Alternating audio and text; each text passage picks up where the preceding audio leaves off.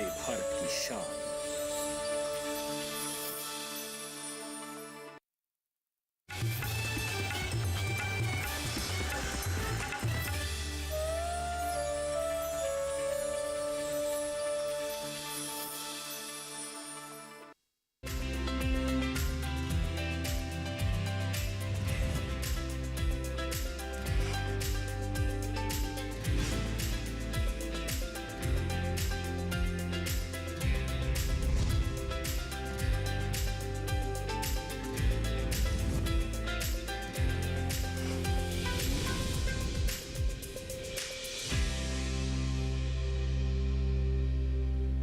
नमस्कार, मैं अदिति शर्मा दूरदर्शन किसान चैनल पर आप सभी का स्वागत करती हूं। हमारे कार्यक्रम सफल किसान में हम देश के कोने कोने से उभरती हुई प्रतिभाओं से आपको रूबरू करवाते हैं। आज के हमारे जो सफल किसान हैं वो खेती, बागवानी और पशुपालन सभी एक साथ कर रहे हैं। बता दें, ये पूरी तरह से जैविक खेती को अपनाए हुए हैं क्योंकि इनकी जो खेती है वो पशु आधारित है। तो फिर आइए इनकी सफलता की कहानी को जानने के लिए रुख करते हैं हरियाणा के पलवल का।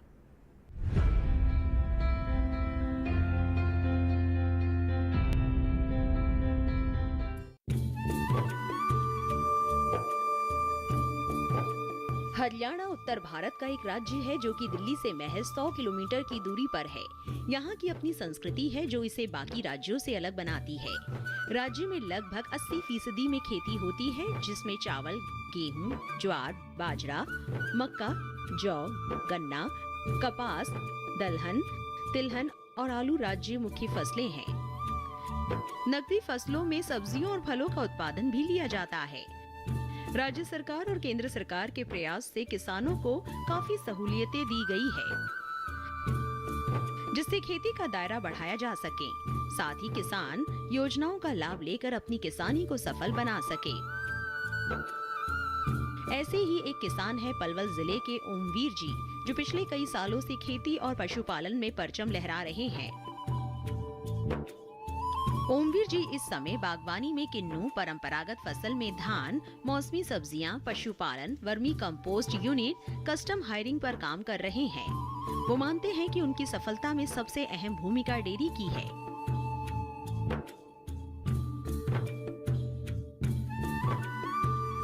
करीब 1 एकड़ में लगे किन्नू के पेड़ों में इस समय फल आ चुके हैं। इन पेड़ों के पीछे भी ओमवीर जी सरकार की सराहना करते हैं। वो बताते हैं कि राज्य सरकार किसानों को खेती के साथ साथ बागवानी में भरपूर सहयोग कर रही है, जिससे किसानों की आमदनी में इजाफा हो सके। योजना के तहत ही सरकार ने उन्हें किन्नू के पौधे उपलब्ध कराए, साथ ही पौधों की देखभाल के लिए भी आर्थिक सहयोग दिया। और यही वजह है कि आज ओमवीर खेती के साथ बागवानी को सफलतापूर्वक कर पा रहे हैं।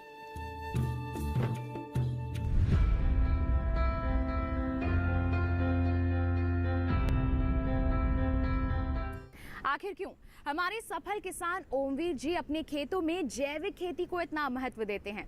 आइए विस्तार से जानते हैं जैविक खेती के बारे में।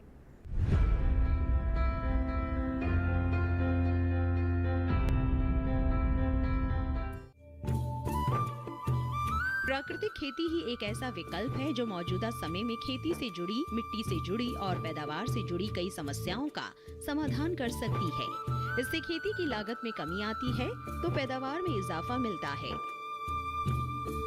हरित क्रांति के दौर में खाद्यान्न समस्या से निपटने के लिए केमिकल फर्टिलाइजर का इस्तेमाल किया गया, जिसके दूरगामी परिणाम नुकसानदायक रहे। रासायनिक खेती से मिट्टी की उर्वरा शक्ति कमजोर होती गई, मित्र कीट व बैक्टीरिया मारे जाते रहे, जिसका सीधा असर मिट्टी की प्राकृतिक सेहत और पैदावार पर पड़ा और खेती में लगने वाली लागत में इजाफा होता गया।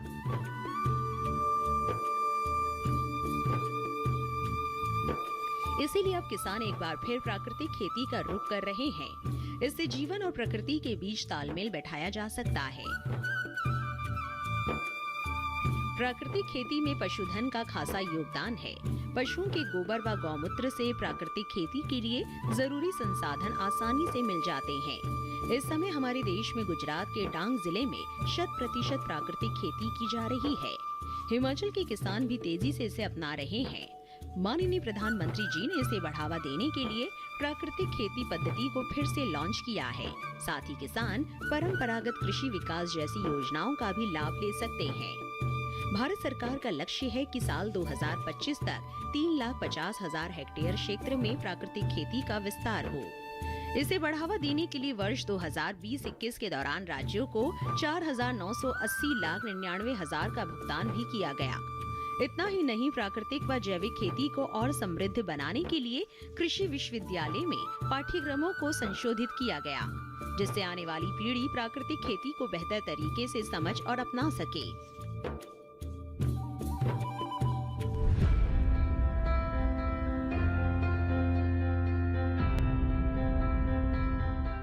ओमवीर जी खेती के साथ साथ पशुपालन से भी जुड़े हुए हैं और अच्छा मुनाफा अर्जित कर रहे हैं। तो फिर आइए अब रुख करते हैं उनकी डेयरी का।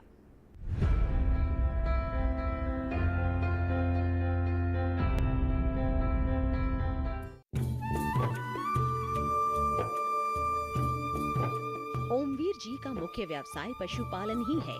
उनकी डेयरी में देसी नस्ल की गाय और भैंसें हैं, जिनकी वो हर मौसम में खास देखभाल करते हैं। दूध की गुणवत्ता और उत्पादन क्षमता में इजाफा करने के लिए पशुओं के आहार पर विशेष ध्यान देते हैं। वो अपने पशुओं को खुद के खेत में उगाया हुआ जैविक चारा देते हैं। यही वजह है कि उनकी डेयरी के दूध की मांग आसपास बनी रहती है।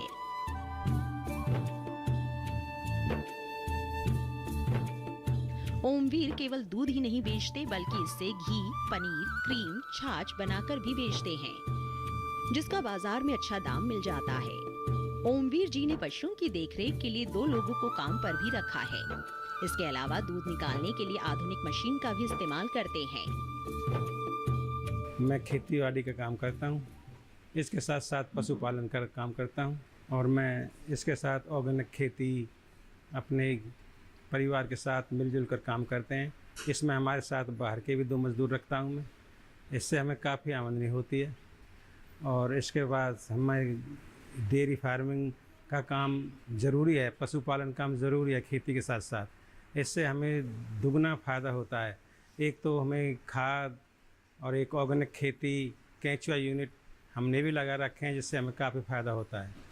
इसके साथ साथ हम दूध, घी, क्रीम और काफ़ी प्रोडक्ट हैं, छाछ है। अपने आउटलेट से मैं बिक्री केंद्र भी खोल रखा है, मैंने उससे बिक्री करता हूँ। इससे हमें काफ़ी आमदनी होती है। तो हमें ऐसे लगता है जैसे अपनी खेती की जो आमदनी है वो बच जाती है। इससे भी हमें काफ़ी फ़ायदा होता है। इसमें हमारे परिवार के सारे लोग लगे रहते हैं और बाहर के मजदूर भी रहते हैं।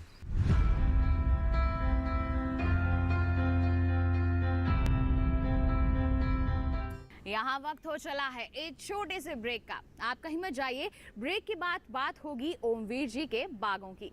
बने रहिए दूरदर्शन किसान पर, देखते रहिए कार्यक्रम सफल किसान।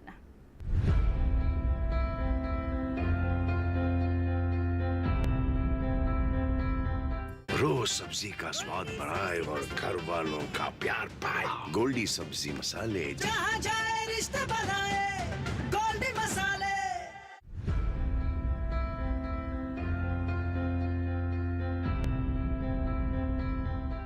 ब्रेक के बाद दूरदर्शन किसान के कार्यक्रम सफल किसान में आप सभी का फिर से स्वागत है। आइए, जैसा हमने आपको कहा था, अब रुख करते हैं ओमवीर जी के बागों का।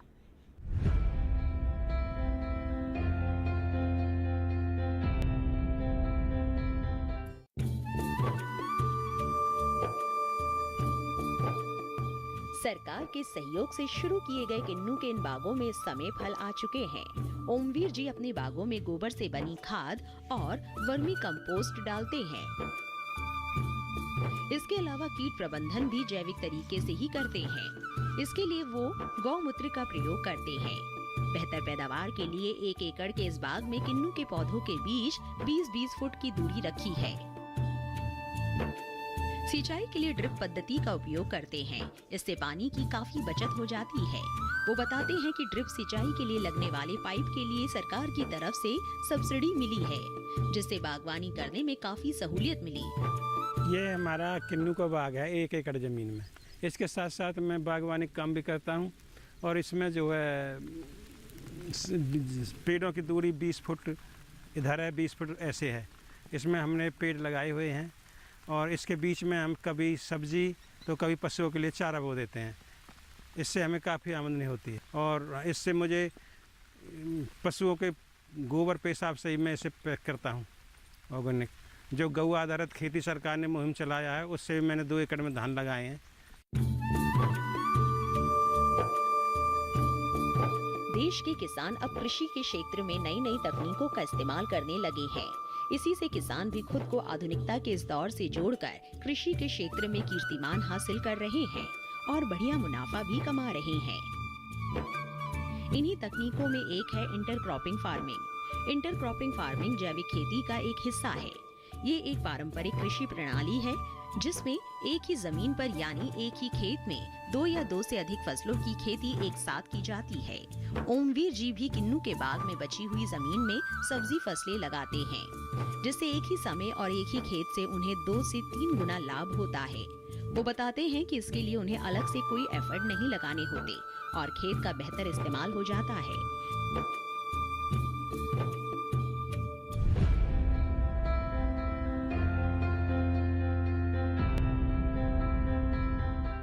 ओमवीर जी सिंचाई के लिए एक ऐसे सिस्टम का उपयोग करते हैं जिससे उनका बिजली का बिल बिल्कुल 0 आता है। आइए इसके बारे में उन्हीं से जानते हैं।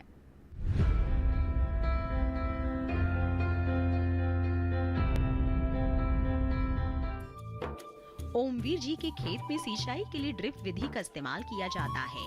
पानी सप्लाई के लिए वो बिजली का प्रयोग नहीं करते बल्कि सोलर सिस्टम का इस्तेमाल करते हैं। 5000 पावर के सोलर से करीब 2.5 से 3 एकड़ के खेत को आसानी से सींचा जा सकता है। वो बताते हैं कि इसके लिए उन्हें सरकार से सहायता भी मिली। ये हमने सोलर भी लगाया हुआ है, ये भी हमें सरकार ने सब्सिडी पर मुहैया कराया है और हम यहाँ इससे 2.5-3 एकड़ की सिंचाई करता हूँ मैं और कभी कभी 5 एकड़ की भी कर लेता हूँ, जैसे और भी किसान ले लेते हैं 1-2 पानी।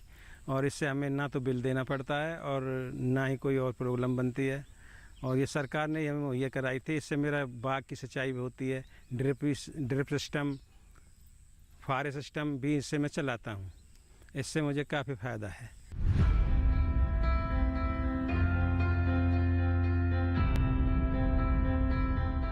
ओमवीर जी पारंपरिक फसलों में धान का उत्पादन लेते हैं, लेकिन उनकी चर्चा खेती की बजाय फसल अवशेष प्रबंधन पर ज्यादा होती है।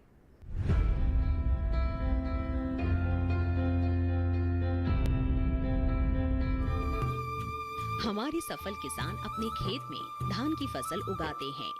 इस समय उनके खेत में 1847 धान की किस्में लगी हुई है। वो बताते हैं कि फसल कटाई के बाद वो पराली को आग के हवाले नहीं करते बल्कि पराली प्रबंधन पर ध्यान देते हैं। इसके लिए उनके पास समुचित उपकरण भी मौजूद हैं, जो पराली को एक रोल में तब्दील कर देती है, जिसका कई तरह से उपयोग किया जा सकता है। वो बताते हैं कि उनके क्षेत्र में पराली जलाने के मामले बेहद कम हो गए क्योंकि किसान अब जागरूक हो रहे हैं।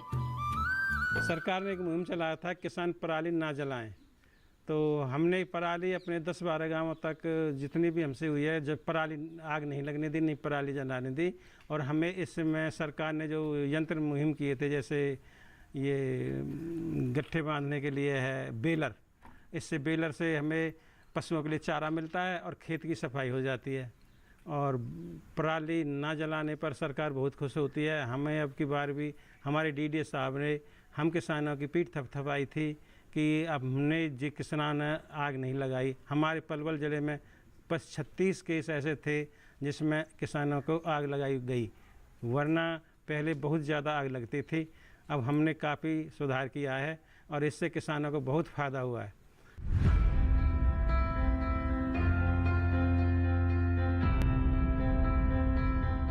यहाँ कार्यक्रम में वक्त हो चला है एक और छोटे से ब्रेक का। आप कहीं मत जाइए। ब्रेक के बाद हम आपको बताएंगे कि कैसे खेती और पशुपालन के साथ साथ ओमवीर जी अन्य किसानों के सहायक के तौर पर भी काम कर रहे हैं। बने रहिए दूरदर्शन किसान पर, देखते रहिए कार्यक्रम सफल किसान।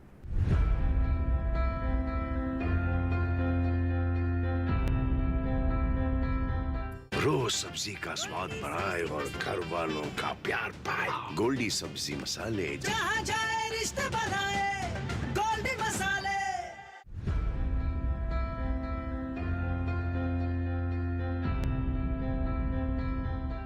ब्रेक के बाद दूरदर्शन किसान के कार्यक्रम सफल किसान में आप सभी का फिर से स्वागत है।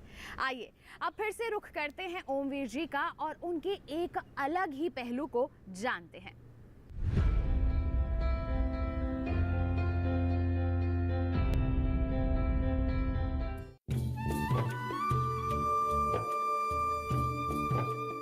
ओमवीर जी कस्टम हायरिंग सिस्टम भी चला रहे हैं, जिसके तहत कई तरह के कृषि उपकरण और मशीनें उन किसानों को उपलब्ध कराई जाती है जो मशीनें खरीदने में सक्षम नहीं है। इसे खोलने के लिए 80% तक की सब्सिडी मिली। वो बताते हैं कि इस समय उनसे करीब 10 से 12 किसान जुड़े हैं जो इसका लाभ ले रहे हैं। सरकार के प्रयासों पर नजर डाले तो 2014-15 से मार्च 2022 की अवधि के दौरान कृषि मशीनीकरण के लिए 5,490 करोड़ 82 लाख रुपए की राशि आवंटित की गई। सब्सिडी के आधार पर किसानों को 13,88,314 मशीन और उपकरण प्रदान किए गए। किसानों को कृषि यंत्र एवं उपकरण किराए पर उपलब्ध कराने के लिए 18,824 कस्टम हायरिंग केंद्र, 403 हाईटेक केंद्र एवं 16,791 फार्म मशीनरी बैंक स्थापित किए गए।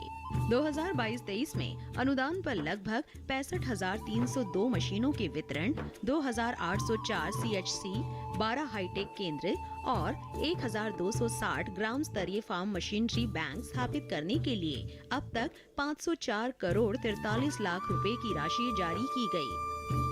जब तक किसान संगठित नहीं होंगे, इकट्ठे नहीं होंगे, तब तक किसान फायदा नहीं उठा सक पाएंगे। अगर हम संगठित होंगे तो हमने अभी एक अपना एक क्लस्टर बनाया था। इससे हमें सरकार ने 80% पर मशीनरी दी थी। इससे हमें काफ़ी फ़ायदा हुआ। और मुझे नहीं, हम जो 10-12 लोग तो हैं ही हैं इसमें, जो गांव के और भी लोग हैं किसान गरीब जिनके पास मशीनें नहीं हैं, उनको हम ट्रैक्टर देते हैं। मशीन है जैसे ड्रिल मशीन है, सुपर सीडर है, लेवल लेज़र है और स्प्रे पंप हैं। हम पर काफ़ी जो किसान ने हमें सुविधा दी हैं उससे किसानों को काफ़ी फ़ायदा होता है। और ये हमारा ही नहीं, 15-15, 20-20 किलोमीटर तक हमारे ट्रैक्टर, हमारी मशीनें जाती हैं, जिससे हमें किराया मिलता है और किसानों को फ़ायदा होता है, हमें किराए का फ़ायदा होता है। इससे हमें संगठित होकर किसानों को काफ़ी सरकार से मदद लेनी चाहिए। जैसे अब हमने यंत्र लिए थे तो 80% सब्सिडी पर हमें सरकार ने दिए थे। हमें इससे बहुत फ़ायदा हुआ। अब आगे भी अगर जैसे ड्रोन है, ये भी हमें ग्रुप द्वारा मुहैया कराने के लिए सरकार बोल रही है। सरकार ने हमें काफ़ी अच्छी योजना दे रही है। अब जैसे सोलर ट्यूबवेल है और भी बहुत सारे यंत्र ऐसे दे रही है जिससे किसानों को काफ़ी फ़ायदा हो और थोड़े दामों में मिले। लेकिन समूह ग्रुप बना करके ही हम कुछ फ़ायदा उठा सकते हैं जब संगठित किसान होंगे। और हमारे पास यंत्र जो सरकार ने दिए हैं, सुपर सीडर है, ड्रिल मशीन है, बेलर है और MP पिलाऊ है, काफ़ी मशीनें हमें सरकार ने मुहैया कराई हैं। सरकार ने हम किसानों को काफ़ी मदद की है और आगे भी कर रही है, ग्रुप वाइज दे रहे हैं। आगे के लिए जैसे अभी बोला है सरकार ने, एक हम ड्रोन देंगे दवाई छिड़कने के लिए।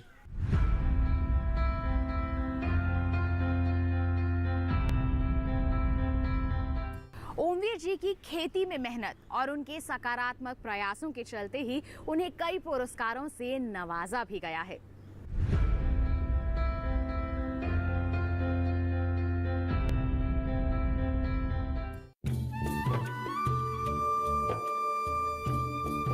ओमवीर जी की मेहनत उनके खेतों, बागों और पशुशाला में तो दिखाई देती ही है, लेकिन ये मेहनत 4 दीवारी तक ही सीमित नहीं, बल्कि शेल्फ में सजे ये पुरस्कार इसका सबूत है।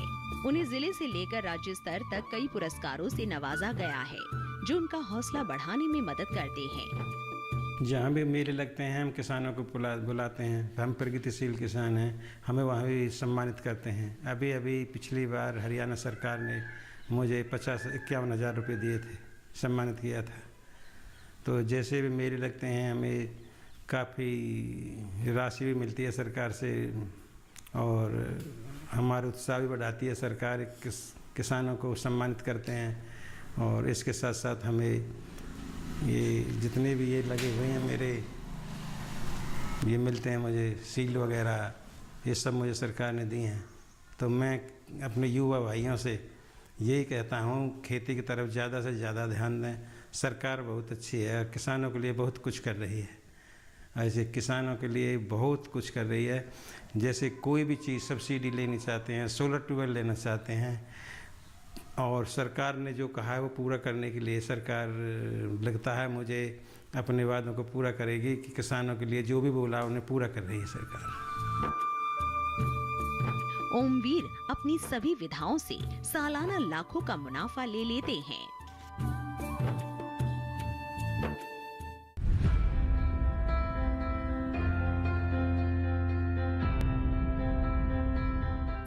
तो जाना आपने कि अगर खेती में थोड़े बहुत ही बदलाव कर लिए जाएं तो एक नए मुकाम को हासिल किया जा सकता है, और यही कुछ कर दिखाया है आज के हमारे सफल किसान ने। उम्मीद करते हैं इनकी दास्तान को जानकर आप इनसे ज़रूर प्रेरित हुए होंगे।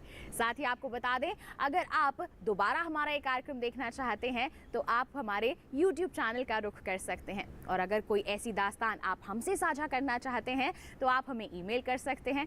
ईमेल आईडी है safalkisandd@gmail.com। आप हमें पत्र भी लिख सकते हैं।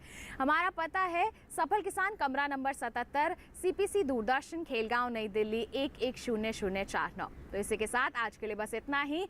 अगले अंक में हम एक नई दास्तान से करवाएंगे आपको रूबरू। तब तक के लिए दीजिए इजाजत, लेकिन आप बने रहिए दूरदर्शन किसान पर।